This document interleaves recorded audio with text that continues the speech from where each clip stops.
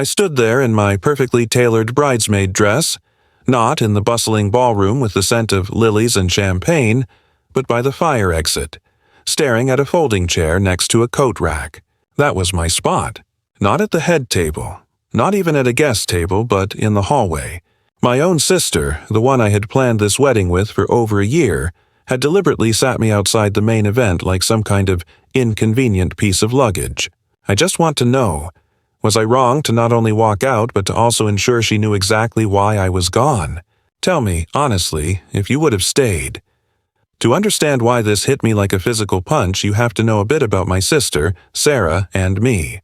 We're only 2 years apart, and growing up, we were a textbook case of sibling rivalry mixed with deep, inexplicable loyalty.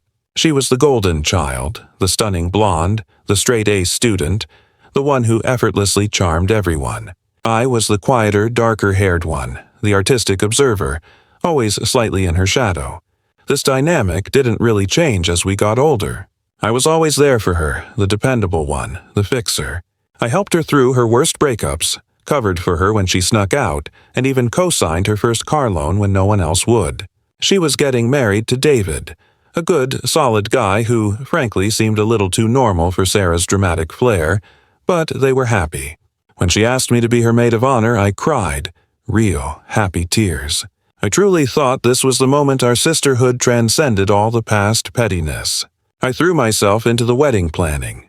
I spent countless hours sourcing unique centerpieces, fighting with the baker over the 3-tiered monstrosity she wanted, and dealing with her inevitable meltdown over invitation fonts.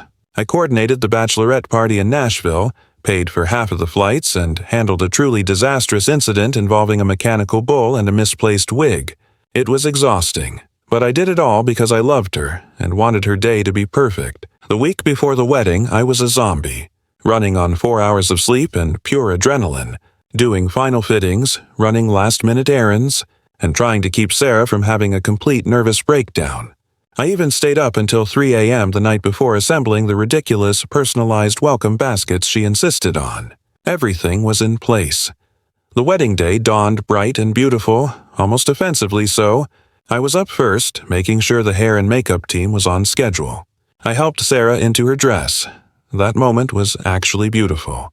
And for a second, I thought, this is it. The bond is forever. The ceremony was lovely, tearful, and exactly what a romantic comedy dreams are made of. Then came the reception. This is where the story pivots from a heartwarming family memory to a completely soul-crushing betrayal. The reception was at a gorgeous, historic hotel downtown. The main ballroom was breathtaking. Fairy lights strung everywhere, music setting a celebratory mood. As the maid of honor, I was supposed to sit at the head table. We had discussed the seating chart ad nauseum. I knew who was supposed to be where. Sarah was obsessed with the seating chart because her mother-in-law, Carol, was notoriously critical, and Sarah wanted to ensure Carol was impressed. When we got to the reception, the coordinator started directing people to their tables. I walked up to the head table looking for my name card. It wasn't there. I checked the tables immediately surrounding the head table. Nothing. I started to panic, thinking there had been a mistake, a mix-up. Maybe I had been moved to the young friends table. No big deal, right? I went to find Sarah, but she was already deep in conversation with David's relatives, beaming. I found the wedding planner, a sweet but harried woman named Lisa, and showed her my empty hands. She looked completely distressed. "Oh, honey, I'm so sorry." Sarah made a last-minute adjustment this morning. She said she told you. My stomach dropped. She said she told me what, Lisa? Lisa looked down at her clipboard and then back at me, her face a mask of discomfort. She moved you to the ancillary seating area. For, space. The head table got a bit crowded. Ancillary seating area? What in the world was that? Lisa pointed vaguely toward the entrance, past the receiving line into the main hallway where the restrooms and coat check were located. I walked that way, my expensive heels clacking on the marble floor, my heart pounding a furious rhythm. And there it was. Not a table, but a single, lonely folding chair, awkwardly placed between a marble pillar and the coat check desk. On it, a small white place card with my name, Maid of Honor, my name. Beside the chair was a small round side table just big enough for one plate and one glass. This wasn't a mistake. This wasn't an oversight. This was a deliberate and public humiliation. I could feel my face flush, a hot, angry wave washing over me. I stood there, staring at that chair, thinking about the 18 months of my life I dedicated to this woman's wedding. The sheer audacity of it. The casual cruelty. I could see into the ballroom from where I stood. I could see the head table. I looked closer, and that's when I saw who was sitting in my spot. Cousin Amelia. Amelia, Sarah's cousin, who had only flown in the day before and had done nothing but criticize the flower arrangements. Amelia, who was only included because her parents were paying for the honeymoon suite. Sarah had replaced me, her sister and maid of honor, with a peripheral cousin just to appease her mother-in-law, or perhaps just for the aesthetics of having only David's family close to her. It was a cold, calculated decision to prioritize external appearances and family politics over our relationship. I felt like a rug had been yanked out from under me. All the years of being her support system, all the planning, all the money I'd spent, it was all meaningless. I was disposable. I took a deep breath, trying to process the level of disrespect. I could hear the murmur of the crowd, the tinkling of silverware, but it all sounded muffled, distant. I did not sit down. I stood there for a full 5 minutes contemplating my options. Option A. Suck it up, sit in the hallway, and pretend to be an adult, which would mean letting Sarah get away with this appalling behavior and reinforcing the idea that my feelings don't matter. Option B. Storm in, cause a massive scene, and ruin the wedding, which, while satisfying in a very primal way, would cause irreparable damage to my standing with my entire family, who would inevitably take Sarah's side. Or option C. Leave quietly, but with a statement that could not be ignored. So that's the situation I was in. The maid of honor, shunted to the hallway like a piece of furniture, watching a distant cousin take my rightful place at the head table. It was a moment where I had to choose between being the perpetually agreeable sister or finally asserting my self-respect. Before I tell you what happened next, the thing that shocked everyone and created a massive rift in the reception, I want you to pause and comment below what you would have done in my shoes. Would you have sat in that chair, or would you have walked out? I genuinely want to know what you think the right move was. I chose option C, but with a slight modification. I wasn't just going to disappear. I was going to leave an empty space that Sarah would have to look at all night. I walked straight into the ballroom, not toward the head table, but toward the corner where the wedding gifts were piled up. Sarah was still talking to David's Aunt Martha, glowing and oblivious. I walked right past her. I spotted my mother, who gave me a sharp, questioning look as I approached the gift table. I didn't stop. I found the large envelope containing the gift I had meticulously chosen and wrapped, a check for $5,000, a significant portion of my savings, intended to help them with their down payment on a house. It was tucked right in the center of a pile of smaller envelopes. With a steady hand, I plucked the envelope out. My mother saw me. Her eyes widened and she started walking quickly toward me. I gave her a look that silenced her instantly. It was a look that said, "Don't you dare try to stop me." I put the check into the small beaded clutch I was carrying. My next stop was the head table. I walked right up to Cousin Amelia, who was busy taking a selfie with the floral centerpiece. I leaned down and said in a voice that was calm and cold, "Amelia, I see you've taken my seat. Since you're not the maid of honor, you won't need the bouquet I left here earlier, will you?" She looked confused and just managed a small, "Oh, I guess not." I picked up the gorgeous cascading bouquet, the one I had paid extra for, and carried it with me. I didn't smash it. I didn't throw it. I just took it. As I walked back toward the exit, David, the groom, finally saw me and registered the strange procession. Me, in the expensive dress, carrying a giant bouquet, walking away from the party. He called out, "Hey, where are you going?" I stopped right in the entryway where I could see Sarah across the room and where the light from the hallway was bright enough to illuminate me fully. I turned slowly toward the head table. Everyone there had stopped talking and was looking at me. David's entire side of the family, including the terrifying Carol, were staring. Sarah finally followed David's gaze and saw me, standing alone, holding the bouquet. and then she noticed the empty place card at the coat check area.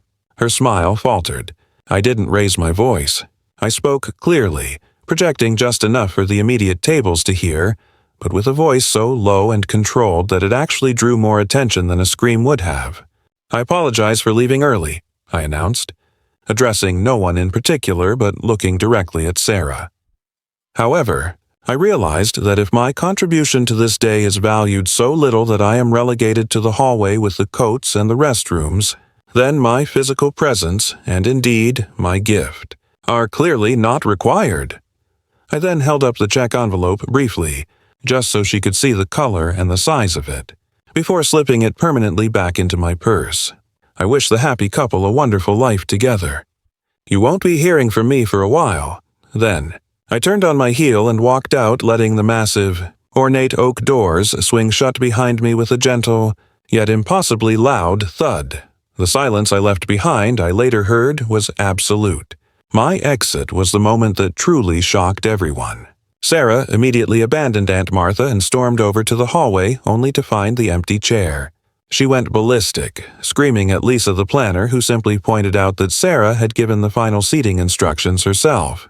David tried to follow me, but Sarah stopped him, launching into a tirade about how dramatic and jealous I was. My mother, bless her heart, tried to run after me but was too late. She called me 5 times before I even got to my car. I didn't answer. I drove home, still in my bridesmaid gown, and sat on my living room floor, not crying, but just feeling an overwhelming sense of relief mixed with profound sadness. The sadness was for the sisterhood I finally admitted was broken. The relief was for finally standing up for myself. The aftermath was a week-long storm. Sarah didn't call. She texted a string of incoherent, angry, and self-pitying messages. She called me a narcissist, a spiteful wretch, and accused me of trying to ruin her day out of petty jealousy. Not one message apologized for the seating arrangement. My father called, clearly caught in the middle, and tried to mediate, saying, "You know how Sarah is. She was stressed. It was an honest mistake." I calmly corrected him. "Dad, it was a deliberate choice to replace me with a cousin at the head table and stick me in the hallway. That's not a mistake. That's an insult. And no, I don't know how Sarah is anymore. I gave her the best of me and she tossed me aside for appearances. I won't be disrespected like that." My mother, surprisingly, was the only one who eventually understood. She admitted that she'd seen how Sarah had been treating me throughout the planning process, and that what I did, while shocking, was justified. She told me the moment I pulled out that check envelope and announced my exit, the whole room went silent, and Carol, the mother-in-law, had to be fanned. Sarah had not been able to recover the celebratory mood for the rest of the night. Her own mother had looked at her with pure disappointment. The lack of a $5,000 gift, which Sarah had bragged about receiving to David's family, was a public hit to her credibility and a very clear statement about the value of her relationship with me. The empty seat at the head table and my abrupt departure became the elephant in the room. It's been a few months now. Sarah and I are essentially estranged. She sends occasional passive-aggressive texts, but I maintain a respectful distance. David called once, apologized on his wife's behalf, and admitted he was shocked when he saw my name card in the hall. He was the only one who showed a speck of genuine remorse. I don't regret what I did. I realized that my sister only valued me for what I could do for her, not for who I was. The wedding was her perfect stage, and I was just a prop she decided to move backstage. Walking out with my dignity, my bouquet, and my $5,000 was the best and most expensive lesson I've ever learned about self-worth. It was shocking, dramatic, and maybe a little petty, but it was necessary. The final takeaway from this whole mess is that sometimes, walking away with your self-respect intact is the most powerful act of all, even if it's from your own sister's wedding. Never let anyone, especially family, make you feel like you belong in the hallway when you belong at the main table. Like this video if you were on my side and think I did the right thing by leaving. Subscribe for more true stories about standing up for yourself, no matter the cost. And please share your final thoughts on this whole mess in the comments section. Did I go too far, or was it the only way to finally get her attention? I'll see you all in the next story.